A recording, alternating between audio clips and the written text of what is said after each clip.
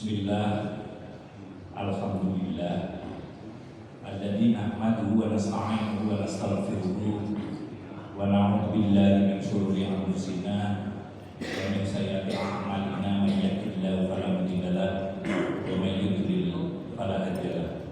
Asyhadu an la ilaha illallah wahdahu la syarika lahu wa asyhadu anna Muhammadan 'abduhu wa rasuluh shahibul fadilah was syafa'ah.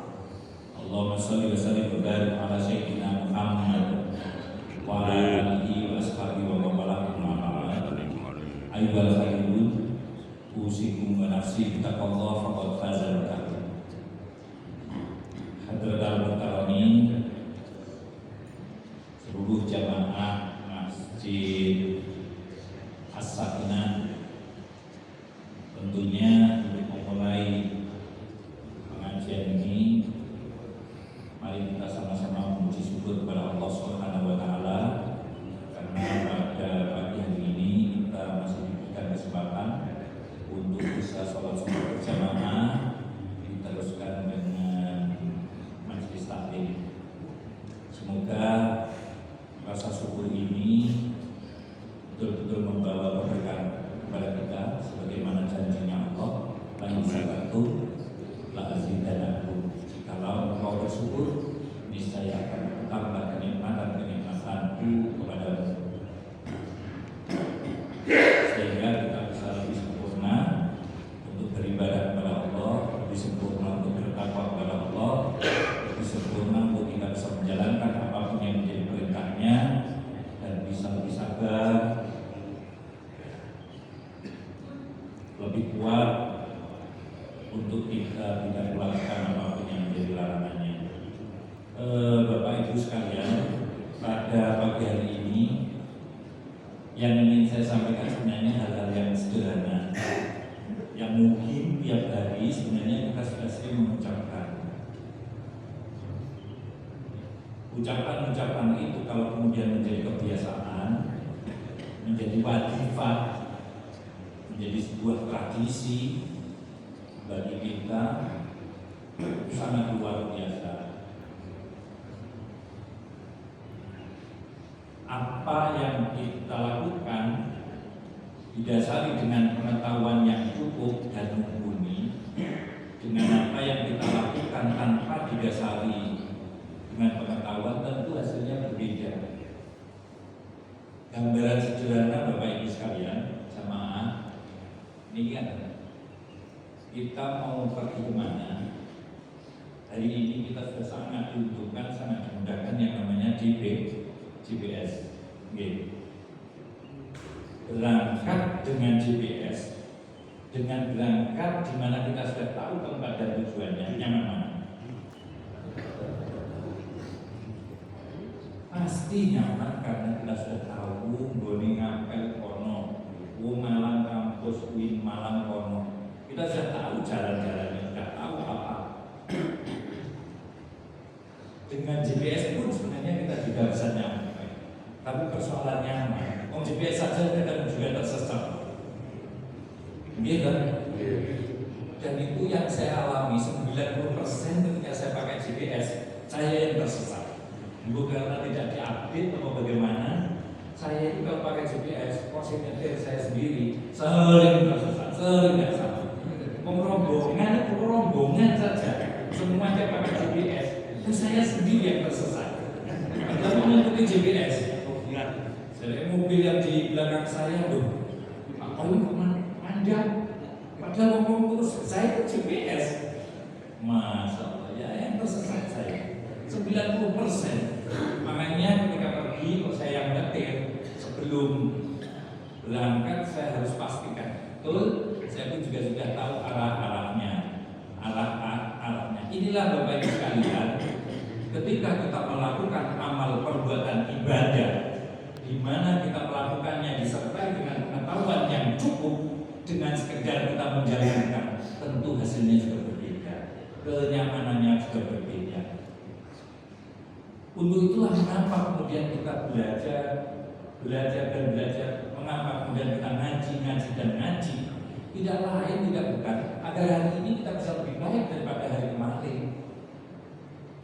mustahil hari ini apa yang kita lakukan bisa lebih baik dan lebih bisa berkualitas manakala tidak ditambahi dengan pengetahuan kita tentang apa yang kita jalani. Maka kata Rasulullah SAW, barang siapa yang dimana perjalanan hidupnya selalu mencari ilmu dan menambah ilmu, niscaya akan Allah permudah jalan untuk menuju surga. Man salaka tariqahu fi yaltamisu ilman sahhalallahu tariqahu ilal jannah. Inilah Bapak Ibu yang ingin saya sampaikan. Wes biasa bendina ide itu moco.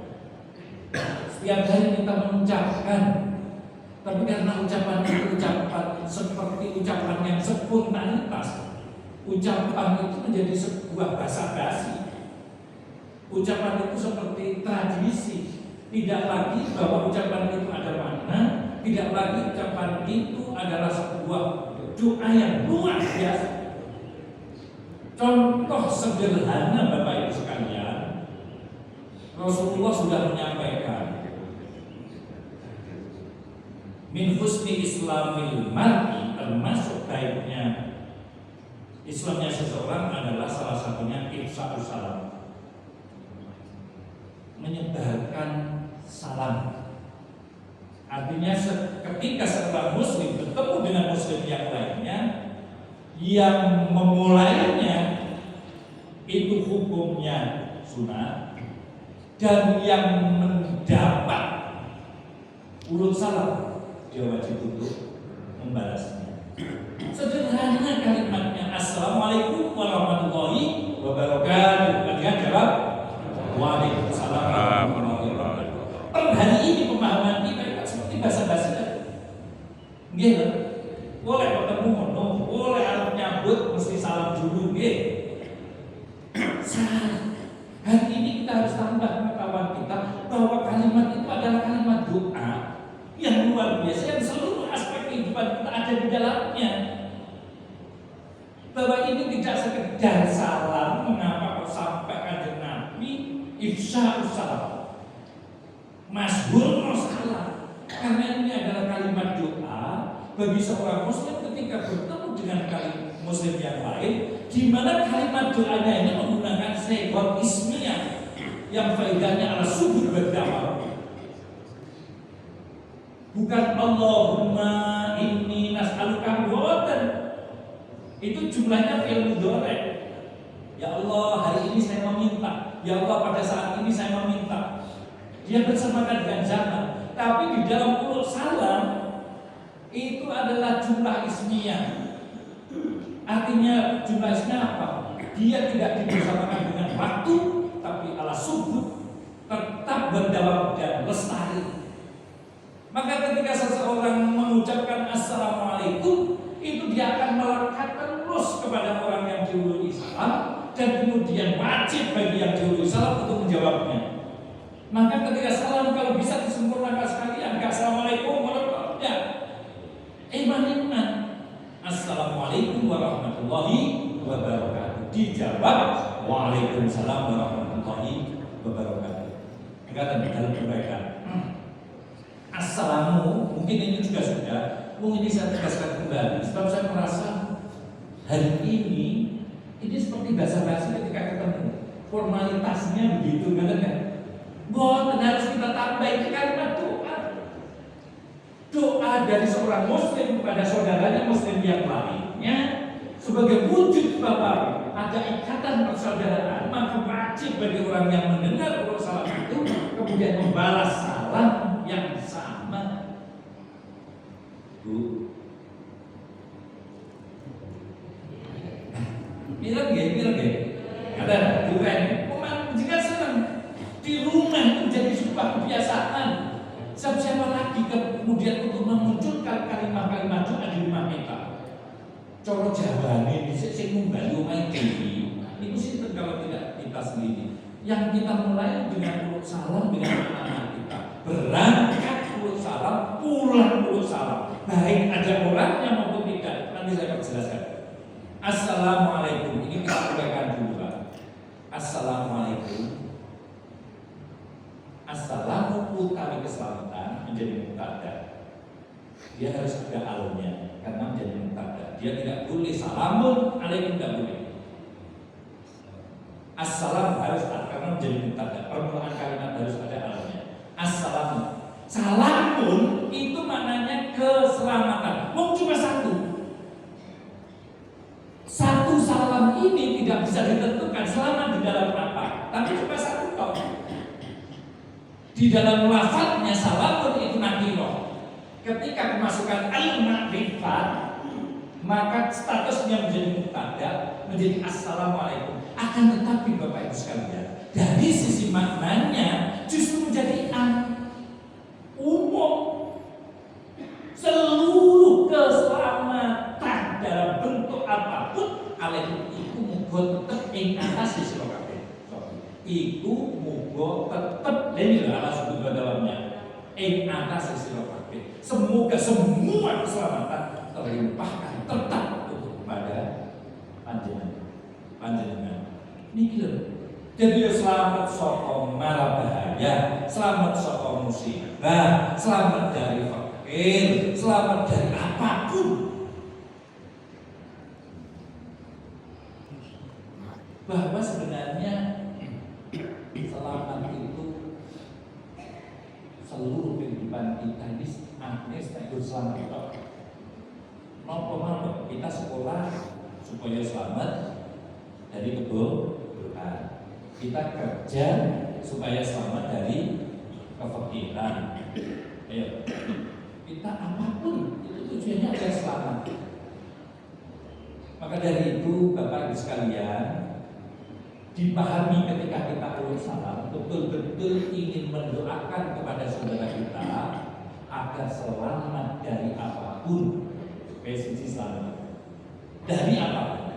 Assalamualaikum terus ditambah warahmatullah. Ada artinya juga rahmatun, kasih sayangnya Allah, rahmatnya Allah, cintanya Allah. Cinta di dalam apa? Yukuabeh, kecintaan rahmatnya Allah semuanya. Sebab ada rahmatun itu belas kasihan Allah dalam satu hal, tapi ketika sudah ada alnya, maknanya menjadi al. Dari seluruh rahmatnya Allah melimpahkan kepada dirimu. Itu salah. Kita butuh keselamatan dalam menjalani hidup ini. Kita butuh kasih sayang di dalam menjalani hidup ini dari Allah Subhanahu wa Ta'ala. Tidak sederhana itu bahwa salah hanya sekedar seremonial ketika muslim satu bertemu dengan muslim yang lain. Ada doa yang luar biasa untuk uni astajib. Lalu berdoalah kalian, maka Allah akan aku jaga. Assalamualaikum warahmatullahi yang terakhir wabarakatuh. Keberkahan. Apa berkah itu? Ziyadatul khair, tambahnya kebaikan. Ngerasa awake dhewe wis penak, ngerasa awake dhewe wis cukup, ngerasa awake dhewe wis apik. Maka dengan keberkahan itu semuanya akan menjadi tambah lebih baik, tambah lebih baik. Ketenangan akan semakin kita dapati, ketenangan. Inilah Bapak Ibu sekalian daripada ulul salam. Kalimatnya sangat sederhana, tapi seluruh aspek itu ada di dalamnya. Keselamatan menjadi kebutuhan kita dalam jalan hidup. Kemudian rahmatnya Allah. Untuk pengiran pelas kata apa itu karena yang menentukan apapun perjalanan hidup kita Allah Subhanahu wa Ta'ala. Kalau sudah Allah melimpahkan kasih sayangnya kepada kita, maka perjalanan hidup kita akan senantiasa dipermudah oleh Allah. Wabarakatuh. Dan apa yang saat ini kita dapati kebaikan-kebaikan, maka niscaya Allah akan selalu tambah-tambah. Itulah dari sebuah assalamualaikum warahmatullahi wabarakatuh. Itu adalah kalimat doa yang ketika salam itu disampaikan, dia akan melekat terus kepada orang yang diulungi salam. Maka Bapak Ibu, ketika kita ulul salam, niatilah juga bahwa saya mendoakan kepada saudara kita yang kita ulungi salam. Demikian juga sebaliknya, ketika panjenengan menjawab daripada ulul salam yang sudah disampaikan kepada panjenengan, doa yang sudah disampaikan kepada panjenengan, jawablah dengan urut salam yang sama. Maka ketika proses ini menjadi semacam tidak ini sekedar forum ketika ketemu, basa-basi ketika ketemu, tidak, tapi kita dalami bahwa ini adalah kalimat doa, bahwa muslim yang satu dengan muslim yang lainnya untuk kemudian saling doa mendoakan. Jangan remehkan doa, Pak. Doa mukhul ibadah. Doa itu rukuknya ibadah. Artinya semua ibadah itu pada prinsipnya adalah ibadah. Apa? Mencari ridhonya adalah doa. Mencari ridhonya Allah. Kita sholat lillahi ta'ala, kita puasa lillahi ta'ala, kita haji lillahi ta'ala, kita wudu lillahi ta'ala. Kan permohonan semua agar kita mendapat ridho dari Allah, agar kita mendapat keberkahan dari Allah, agar kita mendapat rahmat dari Allah. Ini lillahi ta'ala, semua semata-mata karena Allah. Berarti kita memohon kepada Allah untuk meridhoi apapun yang kita jalani. Inilah kalimat sederhana yang setiap hari kita ucapkan, bahwa itu bukan kalimat yang ketika muslim satu bertemu muslim yang lain, itu adalah kalimat doa yang luar biasa. Kita yakini bahwa doa rukun ibadah, bahwa doa silahul mukmin. Doa adalah gamane wong mukmin, pedangnya wong mukmin, dan di dalam Al-Qur'an sendiri juga sudah dikatakan ud'uni dungo sapa sira kabeh ni ing ingsun astajib mongko bakal nyembadani sapa ingsun. Ketika saya berdoa mohon kepada Allah agar saudaranya diberikan keselamatan, agar saudaranya diberikan rahmat, agar saudaranya diberikan keberkahan di dalam jalan hidup. Sebegitunya lah Pak Bu makna daripada salam. Dan kalimat-kalimat yang lain yang sudah sangat biasa kita ucapkan. Khamsun man kunna fihi sa'ida fid dunya wal akhirah. 5 ucapan yang sudah sering kita ucapkan setiap hari. Itu familiar, sangat familiar. Yang kemudian itu menjadi tradisi kita, kebiasaan kita. Sa'ida mongko bejo sapa man fid dunya ing dalem dunyane wal akhirah ing dalem akhirat. Jadi man utawi sing sapa wong lamun khamsun utawi perkara 5 perkara. Man iku utawi wong kunaka ana apa khamsun fihi ing dalem man sa'ida mongko bejo sapa man fid dunya ing dalem dunyane wal akhirah ing akhirat.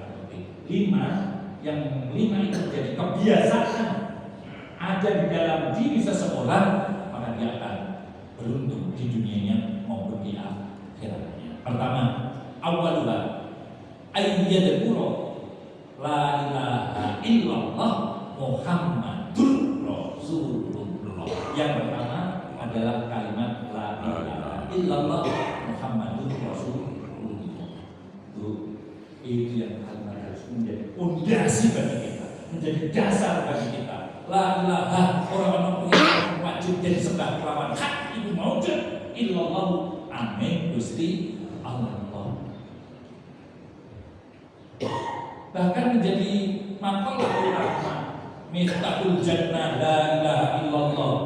Di dalam hadis sendiri juga Rasulullah SAW menyampaikan man qala la ilaha illallah dakhala jannah. Sehingga sudah menjadi makalah bahwa miftahul jannah la ilaha illallah, kunci di surga la ilaha illallah. Kunci di surga ketika kita mengitikadkan sekuat hati kita, menancapkan sekuat dalam hati kita, meyakini sekuat di dalam hati kita bahwa tidak ada Tuhan yang hak untuk disembah kecuali Allah Subhanahu wa Ta'ala dan Nabi Muhammad menjadi utusannya.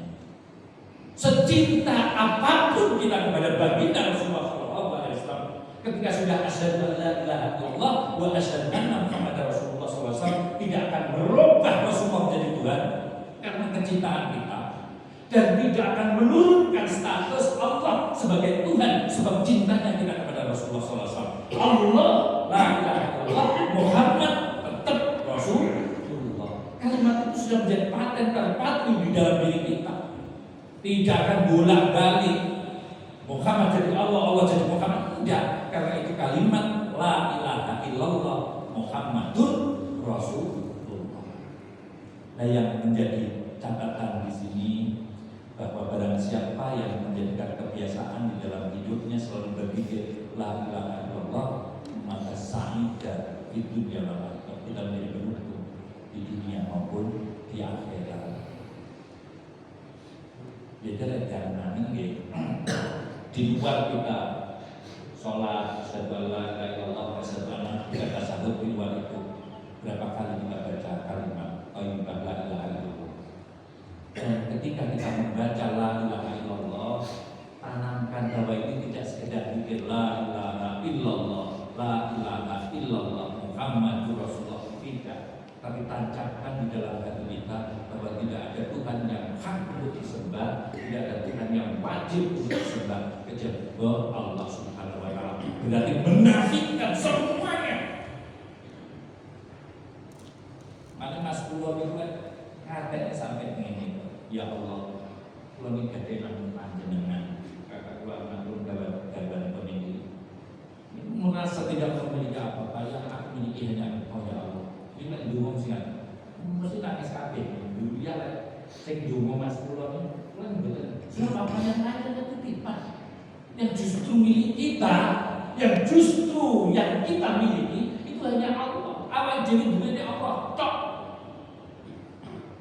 Apakah kemudian hati kita sudah betul-betul menancap bahwa tidak ada Tuhan kecuali Allah? Dan ini harus menjadi fondasi bagi kita dalam jalan hidup ini. Sekuat apa tentang Allah di dalam hati kita, bahwa Allah Tuhan kita, sekuat apa bahwa Muhammad adalah utusan Allah, sebegitunya kita akan mendapat keberuntungan di dunia maupun di akhirat. Maka ketika kita mengucapkan la ilaha illallah, itu tidak semata-mata hanya zikir saja, tapi juga bahwa diyakini di dalam hati ketika la ilaha illallah tancapkan, perkuat terus, tidak ada Tuhan yang hak untuk disembah kecuali Allah, dan Muhammad adalah utusan Allah. Tanamkan kuat di dalam hati kita, pasti nanti berbeda perjalanan hidup kita. Karena dari Abdullah bin Amr bin As, putra daripada Amr bin As, beliau menyampaikan khamsun an kunna fihi sa'idah fid dunya wal akhirah. Pun la ilaha illallah harus kita jadikan sebuah kebiasaan, jadi pikir, dan ketika itu kita baca sekaligus kita maknani betul, sehingga memperkuat dan mempertebal keimanan kita bahwa tidak ada Tuhan kecuali Allah dan Muhammad adalah utusan Allah. Yang kedua, bukan biasa, waktan ba'da waktin, padahal pikirnya itu. Jadi tidak harus ketika ada acara, tidak, tapi waktan ba'da waktin, kali-kali, setiap waktu, setiap saat, nah, tetap kita baca la ilaha illallah Muhammadur Rasulullah. Kemudian Bapak Ibu sekalian, kalimat yang sumber dari yang sering kita ucapkan, wa idza tuliya alaihi bi baliyatin qala inna lillahi wa inna ilaihi raji'un. Apabila ada musibah, ada ujian, ada cobaan, maka kita ucapkan inna lillahi wa inna ilaihi raji'un. Ini kelihatan BA yang meninggal dunia kan mesti dia ya. Wal inna lillahi wa inna ilaihi raji'un. Apakah kemudian itu tancap dalam hati? Apakah kemudian itu kita maknani? Tidak hanya sekedar sebagai seremonial, remeh, WA innalillahi, telah meninggal dunia teman kita atau saudara kita atau siapapun, bersama izin balasnya innalillahi wa inna ilaihi raji'un. Ketika kita maksa kirim, pernah terbersih inna teman satunya ala ini itu lillahi, itu kita milik Allah, bukan milik diri kita sendiri, Pak. Kita bukan milik diri kita sendiri. Inna lillahi, kita itu miliknya Allah. Wa inna lan teman sedunia kita ilaihi marang Gusti Allah rojiuna, itu kira-kira kanggo dan hanya kepada Allah kita akan kembali. Inilah ucapan doa yang kemudian kita baca ketika ada musibah, ketika ada ujian, ketika ada cobaan, tidak sekedar itu, tapi di dalam rangka mengembalikan bahwa semuanya adalah milik Allah termasuk diri kita. Apakah kemudian kita sudah mengatakan, menghayati sampai itu ketika kita mengucapkan innalillahi wa inna ilaihi raji'un? Ini bukan kalimat seremonial, Pak, Bu, tapi kalimat doa yang agar membawa diri kita bisa mengembalikan bahwa kita itu miliknya Allah. Kita itu bukan siapa-siapa. Kita itu bukan apa-apa. Kewajiban kita lana walakumul ikhtiyar walillahi akbar. Wajib bagi kita untuk berusaha semaksimal mungkin, sementara Allah lah yang menentukan. Kita wajib menjalani hidup ini karena memiliki tanggung jawab yang sudah diamanatkan kepada kita apapun bentuknya. Yaitu anak, yaitu istri, suami, cucu, terus teman-teman kantor, sama menjadi pemimpin atau sama menjadi kita menjadi bawahan, semuanya itu tanggung jawabnya harus kita jalani. Yang pada prinsipnya itu semua adalah innalillahi wa inna ilaihi raji'un. Kita milik Allah dan pada akhirnya kita kembali pada Allah. Jadi tidak ada kegelisahan bagi kita ketika kita sudah betul-betul meyakini bahwa kita ini milik Allah dan pada akhirnya kita pun juga akan kembali kepada Allah. Nyaman Bu menjalani hidup ini karena kita sadar betul dengan innalillahi bahwa kita itu milik Allah. Nyaman. Kadang awake dhewe masih doang kita awake dhewe koyo-koyo bone awake dhewe. Boten. Kewajiban kita hanya berusaha, kewajiban kita hanya ikhtiar, kewajiban kita hanya melakukan yang terbaik. Namun itu kok. Bagaimana hari ini kita bisa lebih baik daripada hari kemarin? Namun itu terus berusaha. Mas Yosuf ini enggak dari ini bagaimana kita bisa lebih baik. Jangan sampai alhamdulillah kalau kemudian hari ini kita menurun baik, khususnya soal keyakinan kita kepada Allah Subhanahu wa Ta'ala. Mengenai kalau ada musibah memang kita harus innalillahi wa inna ilaihi raji'un. Ya Allah diri Allah dan pada akhirnya kita pun juga akan kembali kepada Allah. Jadi menjadi pengingat musibah itu bagi kita. Terus ditambah lagi wala haula wala quwwata illa billahil aliyyil azim. Kalimat ini juga sering kita baca, la haula wala quwwata illa billah. Ini semuanya kan apa? Bahwa ini adalah bentuk kepasrahan kita kepada Allah. La haula ora ana daya sumingkir kanggo nglakoni ibadah. Wala quwwata lan ora ana kekuatan nedoi saking maksiat illa billah angin kelawan pitulunge Allah al-azim kang agung. Ini seharusnya juga menjadi nopo jimat awake dhewe bahwa kita itu tidak memiliki daya upaya kekuatan apapun untuk menjalankan apapun yang diperintahkan oleh Allah kecuali pitulunge Allah. Jadi kalau ini awake dhewe bisa hadir seperti ini karena ini memang pertolongan dari Allah. Wala quwwata lan ora ana kekuatan ngedoi maksiat. Godanya semakin hari ini godanya itu semakin abot. Kondisinya akhir-akhir seperti ini juga Pak, gitu. Masya Allah banyak toko yang tutup, titik-titik dijual, disewa. Jalan dong gitu. Sing dhisik jenenge jalan dong nggih. Wong lewat jalan dong, wong lewat kutho. Mulai lewat kutho, maksud lewat jalan. Lewat tok mun seneng nggih. Ngomongnya saged tumbas, lewat tok jalan dong. Perusahaan ini sampai dijual. Pergeseran secepat ini di market yang cepat ini, yang saat ini siapapun juga bisa melakukan hal yang sama yang bisa dilakukan oleh orang lain. Saat ini dodolan semua omah pun sakit gitu. Bisa melakukan orang-orang yang besar yang juga bisa melakukan hal seperti itu. Semuanya hari ini memiliki kesempatan. Hari ini semua pendapat juga bisa. Misalnya sih orang bisa pendapat, Pak.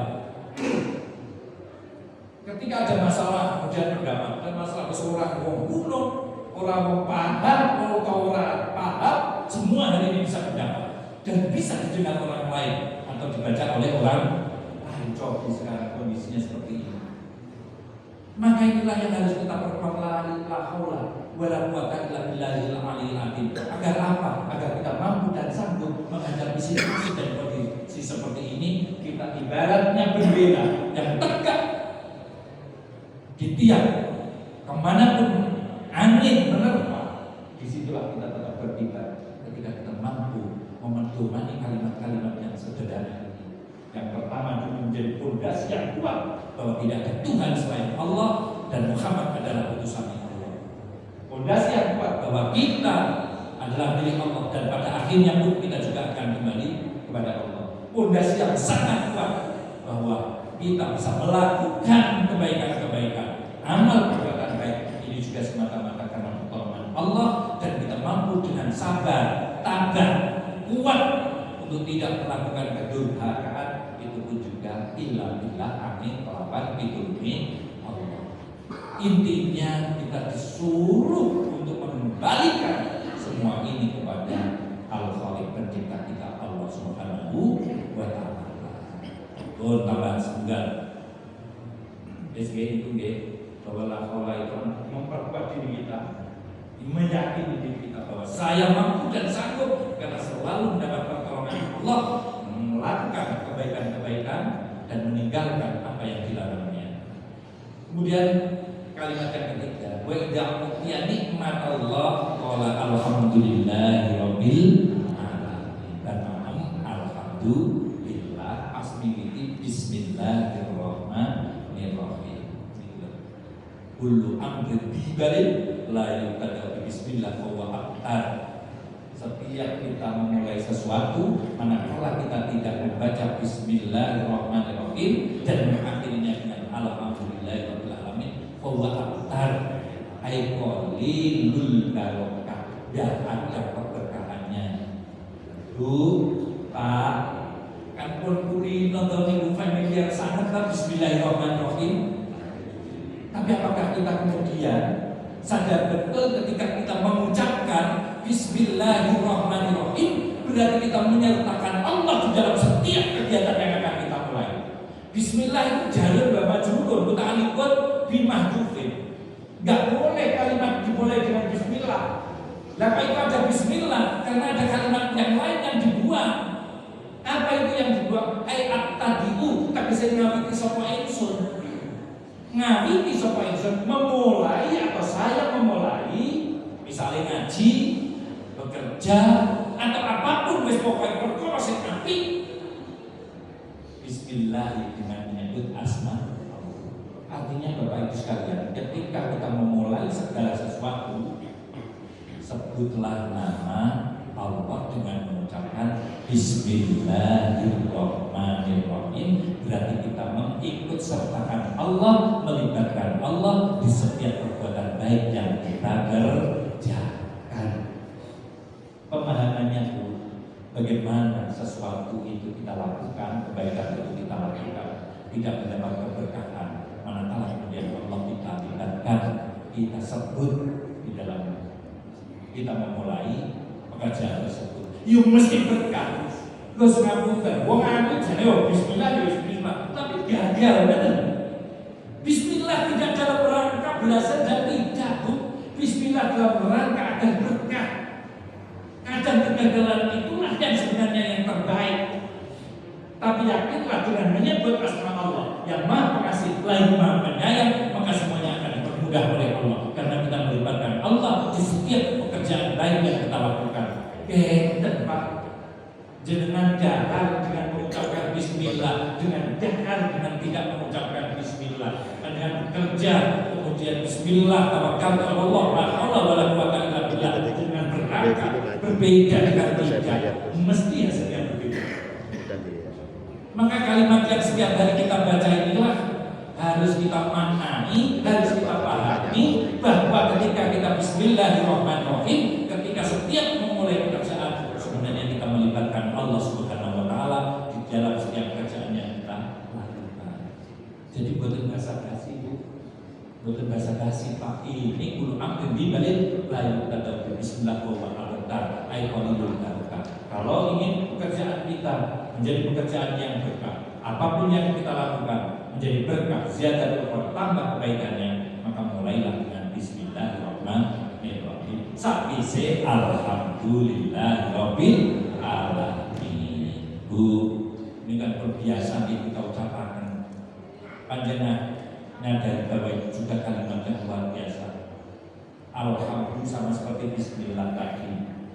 Alhamdulillah masuk di hamdul muji. Maka segala pujian, makanya dalam terjemahan itu namanya segala ini. Segala itu karena ada al yang masuk kepada isim nakirah hamdul mufrad maknanya satu, tapi ketika menjadi al seluruhnya pujian itu miliknya Allah.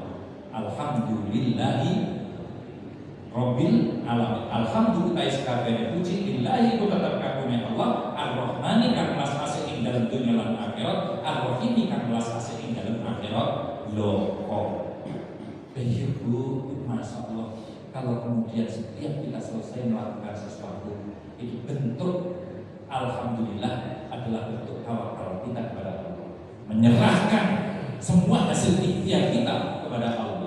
Faidah azab tak fatawakkal Allah wa hasbuh. Ini Bu, maka pekerjaan kita akan berkeberkahan. Itu bentuk rasa syukur kita kepada Allah. La in syakartum la azidannakum. Manakala engkau bersyukur, niscaya akan aku tambahi nikmatku kepada dirimu. Itu janjinya Allah. Tapi apakah ketika kita betul-betul nanging-nanging ing dalem maca alhamdulillah wonten ulama masalah sithik setiap helaan nafas itu selalu alhamdulillah rabbil alamin sinten al-marhum ini nanti sowan jadi kita alhamdulillah karena merasa bersyukur kepada Allah atas anugerah berupa helaan nafas. Alhamdulillah sedaya yang bukan. Alhamdulillah sedaya yang bukan. Muawiyah bin Buabes mampir sebelah rasa syukur kita kepada Allah ketika Allah memberikan kenikmatan yang demikian luar biasanya dengan kalimat yang sederhana saja. Ucap nikmat Allah belum tasarruful nikmat, belum menanjakan nasarufnya kenikmatan yang Allah kepada kita untuk kita tasarrufkan sesuai dengan apa yang diperintahkan. Ibu masih itu nikmat ta'ala alhamdulillah Allah sudah memberikan yang terbaik. Maka ketika kita selesai menjalankan apapun alhamdulillahirabbil alamin, betul-betul itu ungkapan rasa syukur kita kepada Allah atas nikmat yang sudah dianugerahkan kepada kita, bukan sekedar bahasa engko sak salate barang Bu. Awake dhewe salat itu muayem ketika merasa kita sudah menjalankan salat gugur kewajiban. Ngrasa ngono tok wis ayem. Lah apalagi ketika panjenengan mulai dengan takbiratul ihramnya Allahu Akbar. Pernah kita kemudian Allah Maha Besar. Artinya jangan membayangkan besar Allah teko. Bahwa kita itu hamba, bahwa kita itu hina, bahwa kita itu makhluk, bahwa kita itu tidak ada apa-apanya, bahwa itu kecil. Kepasrahan totalitas kita kepada Allah dengan kalimat Allah Akbar takbir tersebut, bahwa kita tidak ada apa-apanya. Dan nanti terus sampai Assalamualaikum warahmatullah, Assalamualaikum warahmatullah. Ketika itu kita maknani betul, hasilnya juga akan berbeda. Sholat yang dilakukan dengan pemaknaan, sholat yang dilakukan dengan pemahaman, dengan sholat yang kita lakukan hanya sekedar menunjukkan kewajiban, tentunya hasilnya akan berbeda. Termasuk kalimat-kalimat yang kita baca tersebut. Alhamdulillahirabbil alamin, syukran lin nikmati, bersyukur atas nikmat. Wa idza tada fi syai'in qala bismillahirrahmanirrahim wa idza afradta minhu dan qala, dan ini yang paling penting juga. Awake dhewe mesti astagfirullahaladzim, itu menjadi kebiasaan. Tapi Tapi itu juga porsinya harus kita tempatkan, bahwa astaghfirullahaladzim itu adalah kalimat untuk menyatakan diri kepada Allah bahwa kita itu hamba yang penuh kesalahan, bahwa kita itu hamba yang penuh kealpaan, bahwa kita itu hamba yang sering lupa, sering salah, timbang benar. Dan untuk mewujudkan pengakuan tersebut, kita awal jenggot jamaah sudah 5 waktu belum, ternyata belum. Ya Allah, ternyata belum. Masih perintah ini belum. Masih banyak hal yang belum kita lakukan. Kalau kita menyadari bahwa ya Allah, masih banyak hal kebaikan yang belum kita sadari, maka perbanyaklah dengan membaca istighfar sebagai penutup daripada kealpaan dan kesanggupan yang belum kita mampu. Astagfirullahaladzim. Di samping memang awake dhewe ya salah, di samping awake dhewe ya alpa, sing di samping awake dhewe ya trader, di samping awake dhewe ya gawe dosa marang Gusti Allah. Welase pengiran lek kowe kawulaku duwe salah, njaluk ngapura nang aku, terus piye carane? Cukup astagfirullahaladzim. Sepiro salahmu, sepiro gedemu, ketika kowe beristifghar, maka rahmatku jauh lebih besar daripada kesalahan. Terus aku wonten kisah misalnya kalau lihat harus istighfar yo ngakoni dosane. Terus istighfar ngakoni salahne, istighfar. Ayo sampai pengiran itu hadis wonten itu wonten. Ayo sepiro kowe? Bolak-balik ngakoni dosa. Selagi awakmu istighfar, tak tompo kok pengiran. Welas kok ngaji sampai nangis-nangis dhewe. Ya Allah, pengiran awake dhewe. Karena kami salah, istighfarnya, salahnya, sesuk ya ngono neh.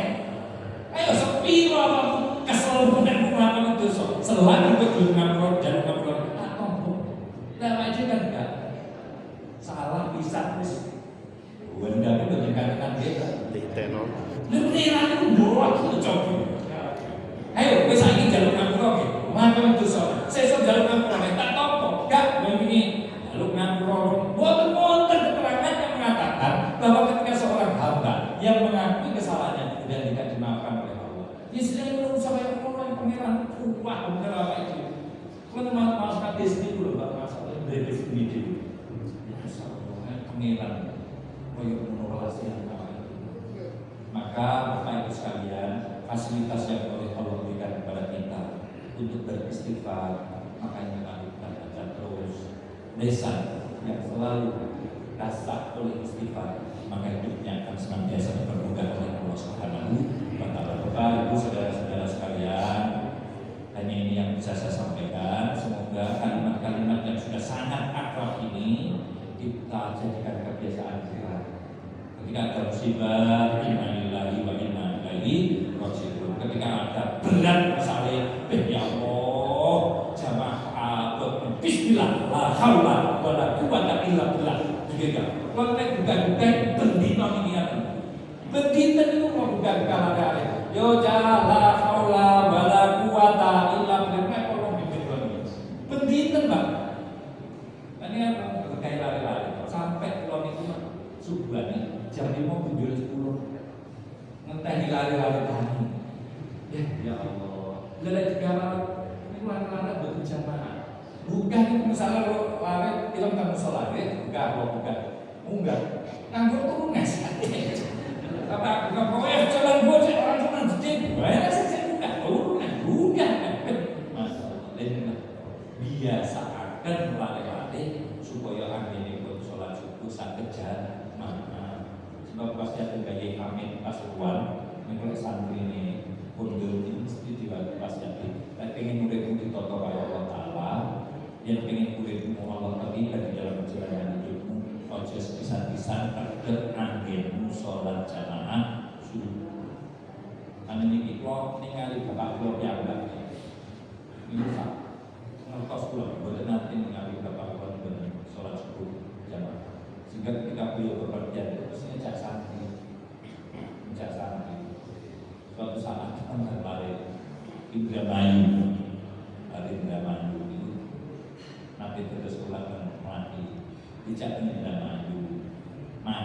Asar itu pun jam 5 karena merasa sare akhirnya sholat diwi akhirnya bapak bumu terus mencari sholat asar ngaku ketika dari pun sholat ini ngejak awakmu lan apa ngancani aku lunga nak dhewe ngewu-ngewu malah supaya jamaahnya ora sampai seperti ini.